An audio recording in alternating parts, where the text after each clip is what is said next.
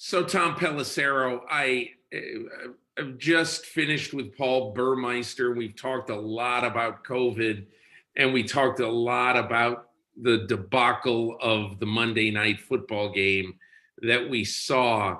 And I just wonder, in your mind, from your reporting, your boots on the ground there, uh, how concerned do you think the NFL is about debacles like the Monday night game? And do you sense that there might be something done to prevent things like that game with 22, a team with 22 positive tests being in a very ugly national showcase? Well, Peter, first of all, thanks for having me. I would say it's not ideal for the NFL, the fact that we've had a bunch of third and fourth string quarterbacks start over the past couple of weeks here. When you go back to the Browns having to roll out Nick Mullins in a Tuesday night game, obviously you have the situation last night with Ian Book. You had the Washington football team having to go to Garrett Gilbert. None of that is good when you're talking about meaningful games in December.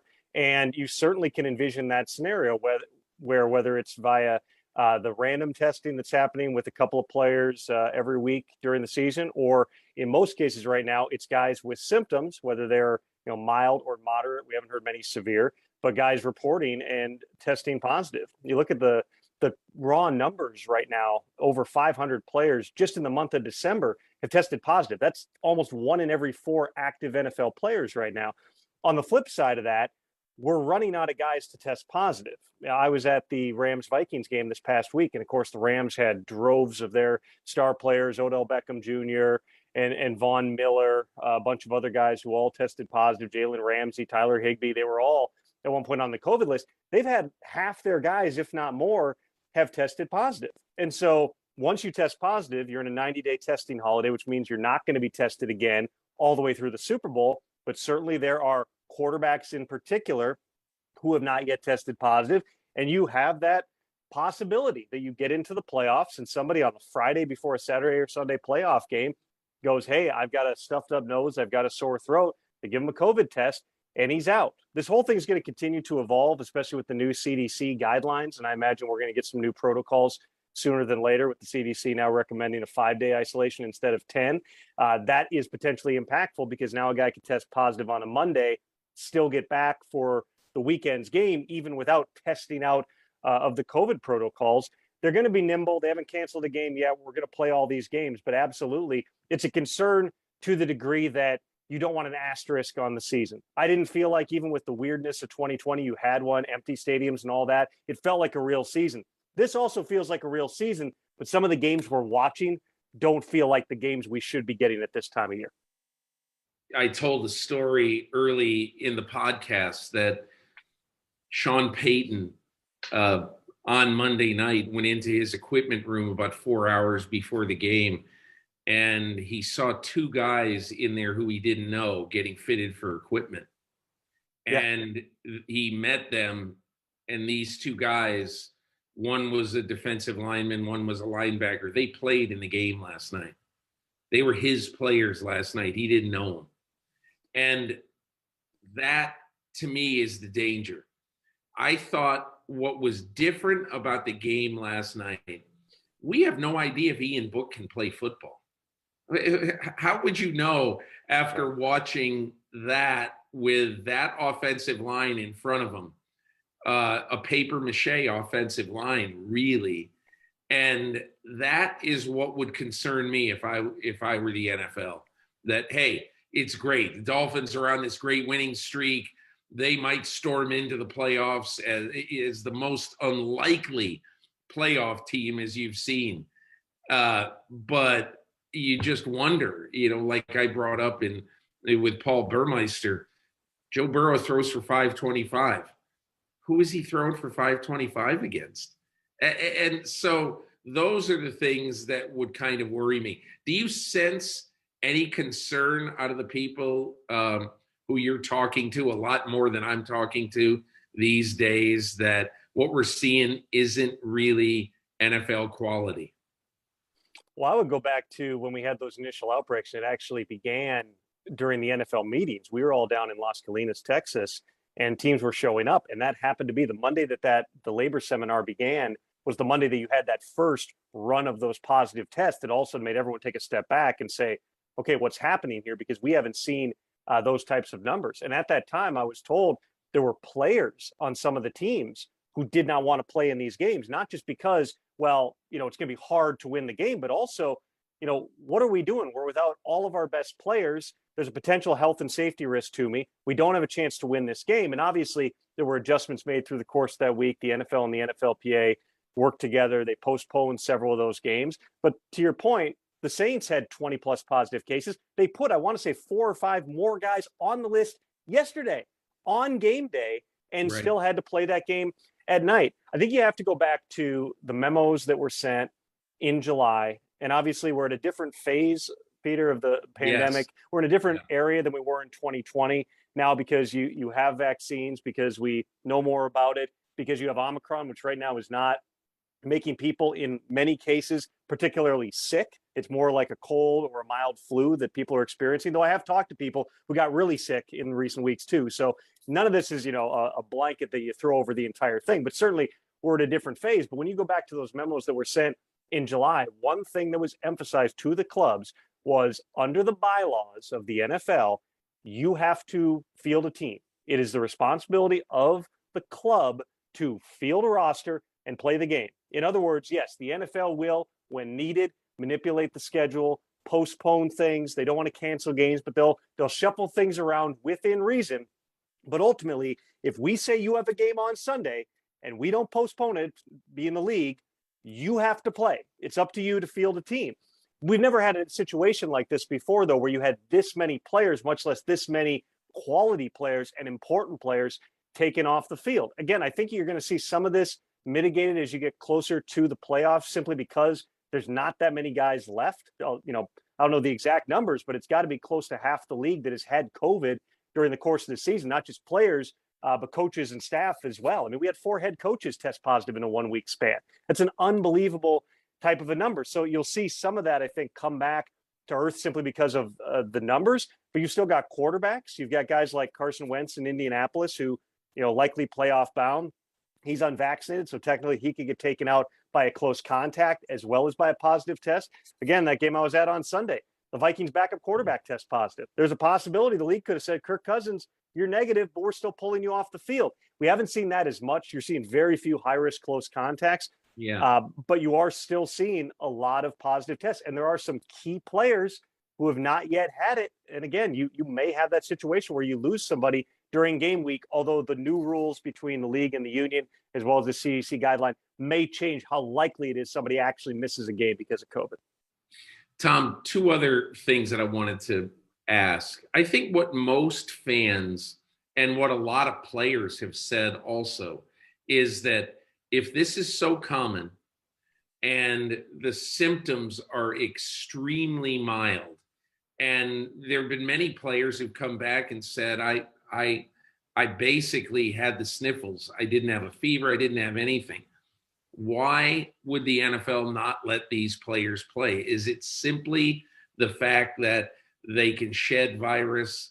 And even though the playing field has not been a place that we've seen a lot of transmissibility, Alan Sill's favorite word, that we haven't seen a lot of that. So is that the reason why somewhat healthy players who, we've heard of players over the years, oh my God, he's got the flu, he's throwing up, he's this, what a valiant thing, he came back and play. Right. I mean, guys who are a lot less sick are being isolated and quarantined.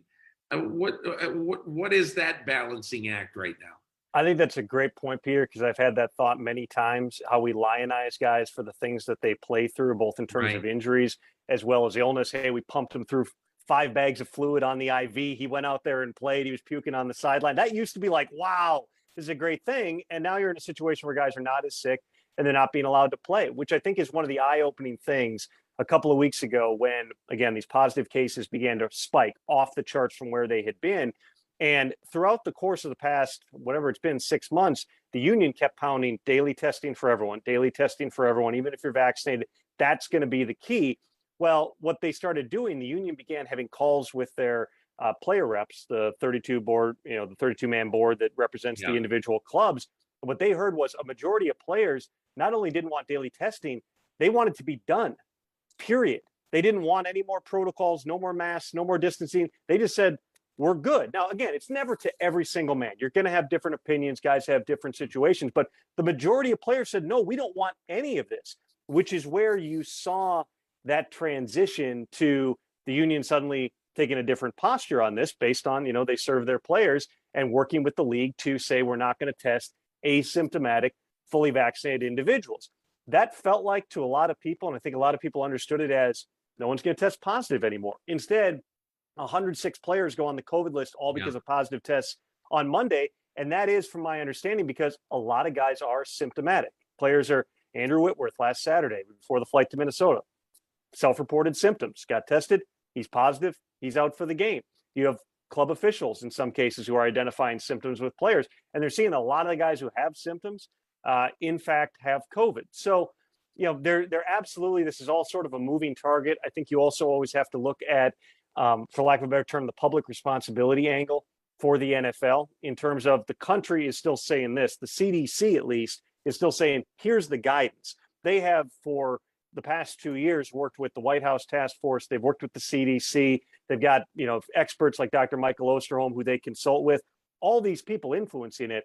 At no point have they just gone, forget all the science. We're just going to do this because it's the best thing for football. They've tried to work within the bounds of what the public health guidance is. And if all of a sudden you say, yeah, we're going to test guys, but we're still going to pack them all on a plane and fly them to your state, you're going to have some public health officials who are going to say, whoa, hold on. And you've got some potential issues that would arise there. But there was no kind of pushback that I heard in terms of when they went to the not testing fully vaccinated asymptomatic individuals, because that's what's happened all over the country. That's what happens in healthcare. They're not regularly testing doctors and nurses who are in hospitals working with COVID patients. If you're not symptomatic, you're not getting tested.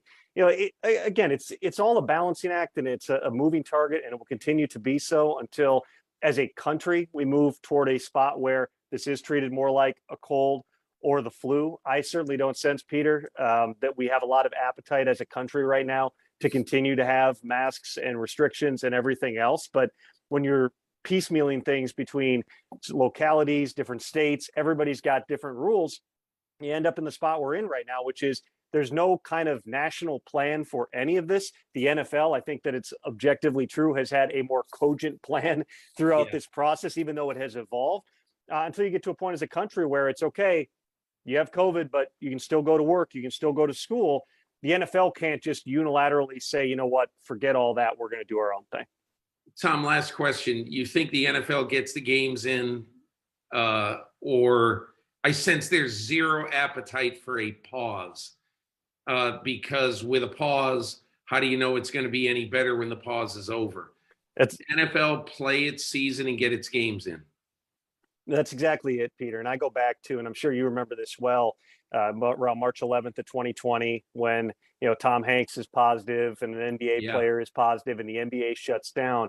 Free agency was set to begin that following week, and so we're all sitting here saying, first of all, what is coronavirus? I have no idea what this is, because we're all, in CBA land and free agency land and the combine and everything else, thinking about anything but.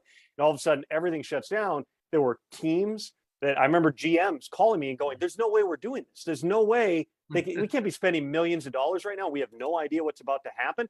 And I kept telling them, listen, from everything I'm hearing, this is happening. You're going to do this. And that was part of it. Was the NFL always figured, whether they ever said this explicitly publicly or not, they always figured we're going to stay on time to the best of our ability. Because the moment you pause a week, a month, whatever, as you said, this might be worse. It might not be better. And so the free agency period happened that year. I was in this room just perpetually. I kind of am anyway, but really that week, it was just, we're here. I have no idea what's going on in the rest of the world. I'm like getting news alerts and stuff like that, but I'm going, we're covering free agency. And then it was, all right, now let's just get to the draft. And it was the at-home draft. Okay, now let's just get to training camp, and preseason got wiped out in 2020. But almost everything other than a handful of occasions, the Ravens outbreak last year, the Titans outbreak last year, the 3 games that got postponed this year that all created some kind of schedule changes. Everything else has happened exactly on schedule. A lot of it in a virtual environment, but exactly on schedule. So the one thing I would feel relatively confident, Peter, never say never.